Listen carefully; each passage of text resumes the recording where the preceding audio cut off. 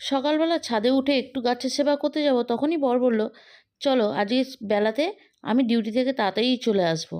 আর বেরোবে তো বলো, আমার একটু ওই পাশেই কাজ আছে, কোন পাশে সেটা পরে বলবো।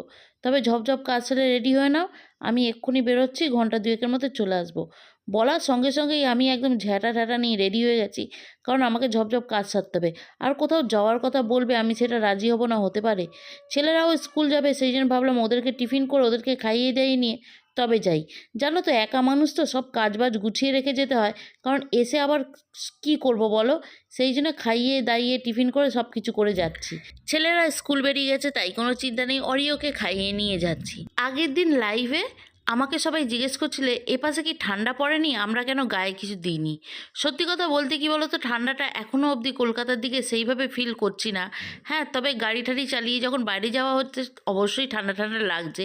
এই যেমন সন্ধ্যাবেলা বাইরে গাড়ি চালিয়ে বেরোলে বেশ ভালো ঠান্ডা লাগছে, কিছু একটা দিতে হচ্ছে।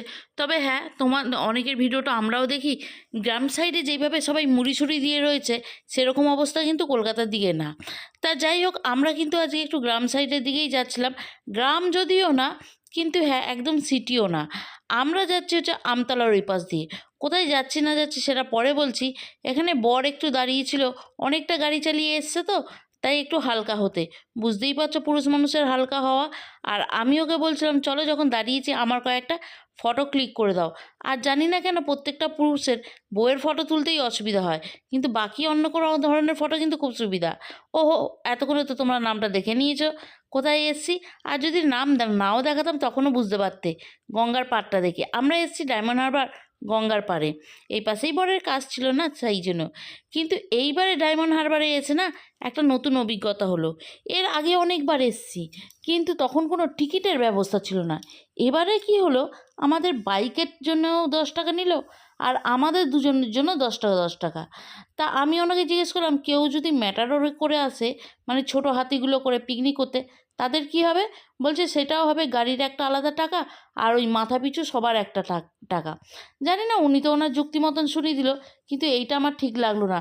তবে এবারে গিয়ে দেখেছি চারিদিকে ভাঙা চোরা অবস্থা, মানে কনস্ট্রাকশনের কাজ হচ্ছে।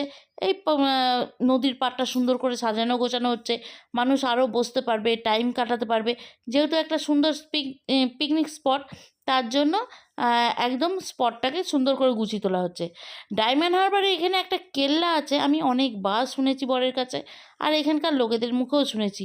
তবে হ্যাঁ, কোনো সময় যাইনি। আজকে কি হলো, বর বলল, না এই যেভাবে ঘিরে ঘাড়ে চারিদিক হয়ে যাচ্ছে, কখন আবার দেখতে পাবো না পাবো, চলো আজকে তোমাকে দেখিয়ে আনি। আর এই দিকে কেল্লার এদিকে যাওয়ার রাস্তাটা না খুব একটা যে মসৃণ বা খুব ভালো তা না। এখন ভাটা চলছে বলে আমরা এখানটা দিয়ে চলে গেলাম, যখন জোয়ার আসবে ওইখানটা জলে ভরে যাবে, আর যাওয়া যাবে না। এই যে আমি যে জায়গাটা দাঁড়িয়ে রয়েছি, এটা কিন্তু কেল্লার ভগ্নাংশ।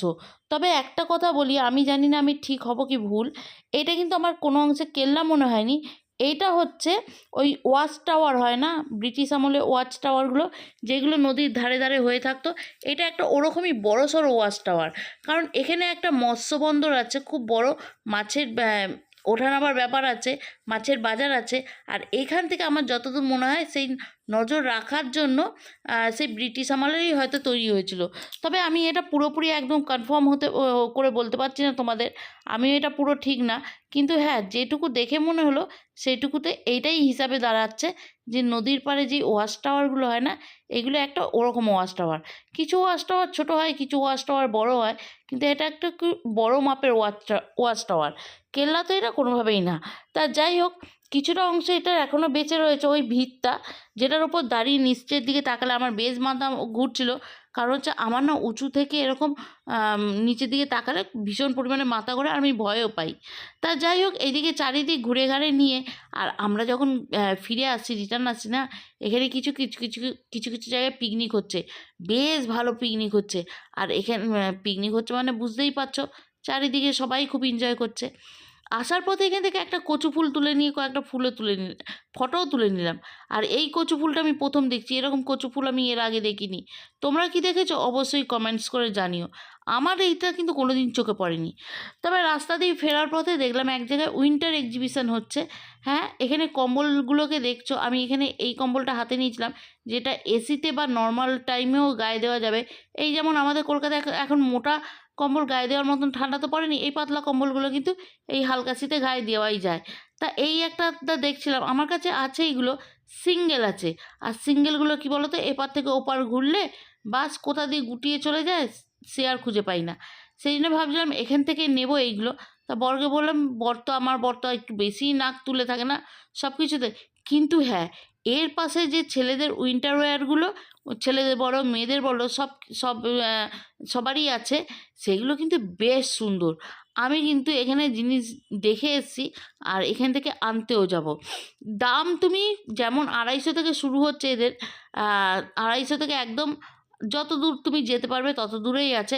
তবে হ্যাঁ, ব্র্যান্ডেডও জিনিস আছে, পছন্দ হবে। তবে এখানে উলেন যে সোয়েট শার্টগুলো না, ওই শার্টগুলো আমার খুব পছন্দ হয়েছে। সেইগুলোর ফুটেজ হয়তো আমার সেইভাবে নেওয়া হয়নি। বাড়িতে ফিরতে ফিরতে প্রায় বিকাল হয়ে গেছিলো, কারণ আমরা বেরিয়েছিলাম ওই 11টা সাড়ে 11টার সময়, একদম পেট ঠেসে ভাত খেয়ে। আর এখন বাজে ধরো 4:30 একটু চা খাওয়ার ইচ্ছে খুব জোর আমার বরের জেগেছিল।